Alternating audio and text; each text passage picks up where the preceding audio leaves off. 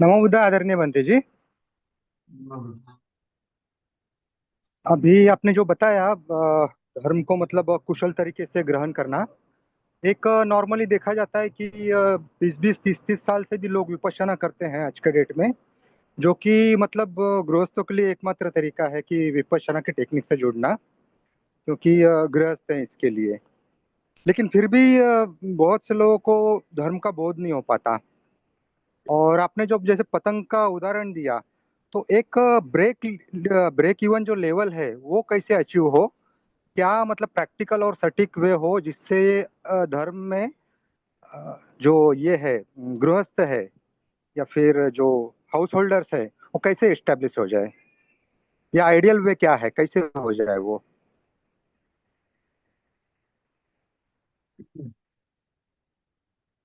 गृहस्थ के लिए धर्म का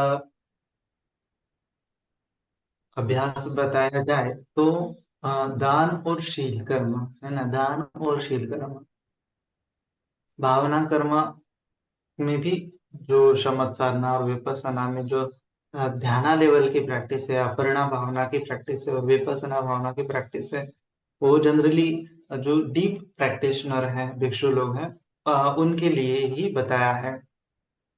लेकिन जो गृहस्थ लोग हैं उनको ज्यादा स्ट्रांग मेडिटेशन की आवश्यकता नहीं है। हाँ, उपचार समाधि तक ठीक है, लेकिन अपर्णा समाधि की बात आती है तो उसका अभ्यास अ, उपासक लोगों ने इतने जल्दी नहीं करना चाहिए, है ना। तो उनके लिए सबसे आसान आसान प्रैक्टिस है कि दान और शील में ही वो पुण्य फील करते रहे, है ना। जो दान कर्म कर रहे हैं, शील का अभ्यास कर रहे हैं, उसमें अगर चित्त मुदित रहता है, प्रसन्न रहता है, तो क्या होता है, वो श्रद्धा श्रद्धा के चलते भी चित्त पुनीत होता है। श्रद्धा के चलते ही मन में प्रसन्नता का भाव उत्पन्न होता है। प्रसन्नता भाव से फिर प्रीति प्रमोद उत्पन्न होता है, प्रक्षुब्धि उत्पन्न होती है। तो उपासक लोगों ने मेरे मतलब मेरे अकॉर्डिंग मैं कह रहा हूँ, मुझे नहीं पता कि कोई गुरु आचार्य क्या बोलते हैं, दूसरे ग्रंथि जी क्या बोलते हैं, लेकिन मुझे ऐसा आता है कि उपासक लोगों के लिए संतुष्टि धर्म का ज्यादा से ज्यादा अभ्यास करना चाहिए। और एक मेडिटेशन जो है, रिलैक्सेशन, है ना, एक रिलैक्सेशन मिलने के लिए मेडिटेशन करना चाहिए। मेडिटेशन के माध्यम से आपके मन में रिलैक्सेशन आना चाहिए। तो उसको ही शमत साधना बोलते हैं। शमत का अर्थ क्या है कि आपके मन में जो परेशानी है, चिंता है, शोक है, जितने के जितने जो आपको दुख दर्द देते हैं, उन चीजों को आपको शांत करना आना चाहिए मन के माध्यम से। अगर आप उसको शांत करने में काबिल हो जाते हैं तो ये बहुत बड़ी उपलब्धि है ना। तो ध्यान का अपना महत्व है। तो ध्यान ज्यादा लंबे समय तक भी करना है ऐसा नहीं है। आप दिन भर की थकान, अभी तो ध्यान के ऊपर बहुत सारे रिसर्चेस हो रहे हैं, साइकोलॉजिस्ट, न्यूरो साइंटिस्ट बहुत सारे अध्ययन कर रहे हैं, तो उनको ऐसा पता चला है कि ध्यान से हमारा ब्रेन है बहुत जल्दी जल्दी विकसित होता है।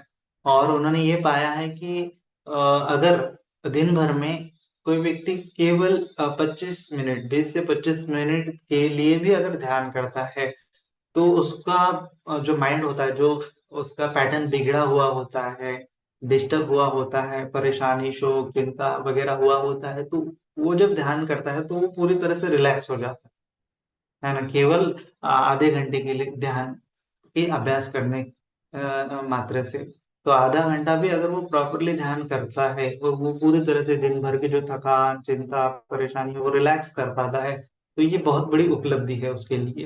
तो सबसे पहले उसने तो इस चीज पर फोकस करना चाहिए कि दिन भर की जो थकान रिलैक्स मतलब परेशानी शोक चिंता, उसको मन से हटाते हुए मन को रिलैक्स मोड में लेके आना। और रिलैक्स होने के बाद वो ज्यादा लाइफ को अच्छे से जी पाएगा, अपने समस्याओं का समाधान कर पाएगा। जब जितना उसका चित्त रिलैक्स मोड में रहेगा, वो उतना आनंद को अनुभव कर पाएगा, है ना। तो ये आनंद को अनुभव करने के लिए ही ध्यान है। अगर वो आनंद को अनुभव नहीं कर पाता है, सुख को अनुभव नहीं कर पाता है, तो वो परेशानी से अभी तक छूट मतलब जब तक वो परेशानी नहीं छोड़ेगा तब तक आनंद सुख शांति का अनुभव ही नहीं कर पाएगा। चिंता शोक परेशानी ये जब तक मन से नहीं छूटेंगे, इसको जब तक आप शांत नहीं कर पाओगे, तब तक आपका चित्त शांत नहीं होगा, सुखी नहीं होगा, प्रसन्न नहीं होगा। फिर आप चिड़चिड़ करोगे, गुस्सा ज्यादा हो जाएगा, एंजाइटी हो जाएंगी, आप क्रिटिकल सिचुएशन को हैंडल नहीं कर पाओगे, ये सारी समस्याएं आ जाएंगी। तो इसीलिए केवल रिलैक्सेशन के लिए ध्यान करना चाहिए, है ना। और ये सबसे आसान है कि आप कुशल कर्म करो और कुशल कर्म को मन में स्टेबल रखने की कोशिश करो, उस कुशल अवस्था को रिलैक्स मोड में रहने की कोशिश करो। और ध्यान रहे कि स्मृतिमान रहो ना, स्मृति की प्रैक्टिस सभी के लिए है। तो अगर आप स्मृतिमान रहते हो तो स्मृतिमान रहने की प्रैक्टिस ही अपने आप आपको सम्यक स्मृति से सम्यक समाधि की तरफ लेके जाती है। तो दिन भर में अगर आप स्मृतिमान रहते हो, रिलैक्सेशन मोड में अगर आप स्मृतिमान रहते हो, उसके बाद भी स्मृतिमान रहते हो, तो एक प्रकार से आप सम्यक समाधि का ही अभ्यास कर रहे हो। क्योंकि सम्यक समाधि का अर्थ क्या होता है कि जो सातों चीजें हैं, सम्यक दृष्टि, सम्यक संकल्प, सम्यक वाचा, सम्यक कर्मांत, सम्यक आजीविका, सम्यक व्यायाम, सम्यक स्मृति, इन सातों को मिला के ही सम्यक समाधि बनती है। तो ये सातों का अभ्यास अगर नहीं हो रहा है तो ध्यान करने से, विपස්සना करने से कुछ भी फायदा नहीं होगा। तो इसीलिए सम्यक आचरण करने के लिए आपका जो व्यवहार है, सम्यक वाचा, सम्यक कर्मांत, सम्यक आजीविका, ये शील का अंग जो होता है वो परिपूर्ण करना चाहिए, है ना। तो शील का अंग परिपूर्ण होता है, दान के माध्यम से त्याग की भावना उत्पन्न होती है, तो उससे आपके मन में एक संतुष्टि उत्पन्न होती है। कर्म सिद्धांत तो आपको समझ में आता है, तो इतना ही समझने मात्र से काफी है। और डीप अगर करेंगे तो डीप करने से नहीं होगा। जैसे अभी मैं थाईलैंड में गया था तो उन्होंने समझाया है कि विपස්සना बहुत पावरफुल विद्या है, उसको ज्यादा लंबे समय तक नहीं करना चाहिए, है ना। पहले तो ध्यान उत्पन्न होना अनिवार्य है। जब तक आपके मन में प्रथम ध्यान नहीं उत्पन्न होता है, प्रथम ध्यान की अवस्था का अभ्यास आप नहीं कर पाते हो, तब तक विपස්සना करना मतलब क्या है, कोई फायदा नहीं है, उससे आपके संस्कार जो है खत्म नहीं होंगे। तो इसीलिए भगवान बुद्ध जी ने शमत और विपස්සना एक साथ ही बताया है बहुत बार, है ना। विपස්සना मतलब जब कोई व्यक्ति ध्यानी होता है तो उसको ही भगवान जी ने विपස්සना करने का पर्याय बताया है। क्योंकि विपස්සना तभी होती है कि जब हम भवांग की अवस्था में जाते हैं, या फिर जवन चित्त के माध्यम से ही विपස්සना की जाती है। और जवन चित्त बेसिकली ध्यान में ही उत्पन्न होते हैं।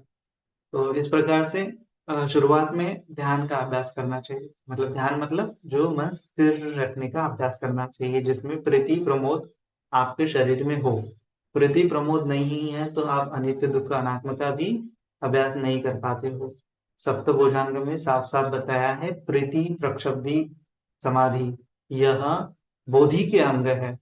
उसको ही आप अगर मतलब अलग प्रकार से भावना करेंगे यही अनित्य है तो वो नहीं होगा।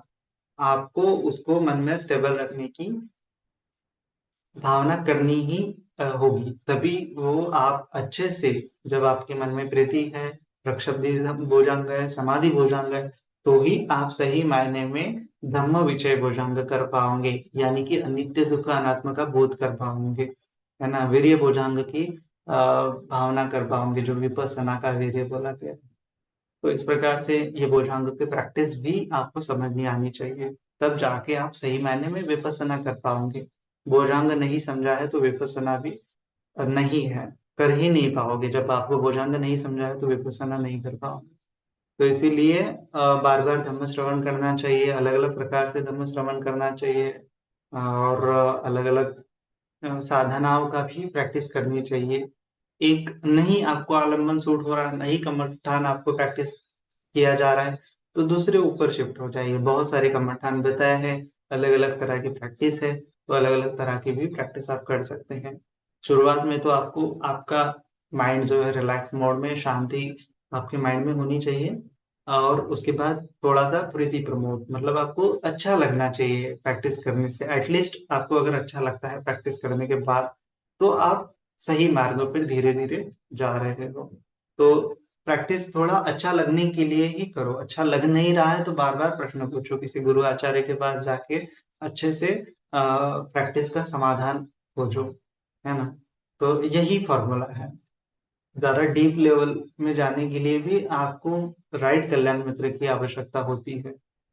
तो इस प्रकार से आपको थोड़ा समझना चाहिए। और दान, तेल और ये पुण्य कर्म को मन में भावित करने का अभ्यास अगर सही करोगे तो अपने आप धीरे धीरे धीरे धीरे अपना विपස්සना होने लगेगी, और आपको पता भी नहीं चलेगा। विपස්සना करने के लिए आपको ज्यादा अ, तीव्र तीव्रता से करने का भी कोई जरूरत नहीं है, क्योंकि भगवान जी ने मध्यम मार्ग बताया है।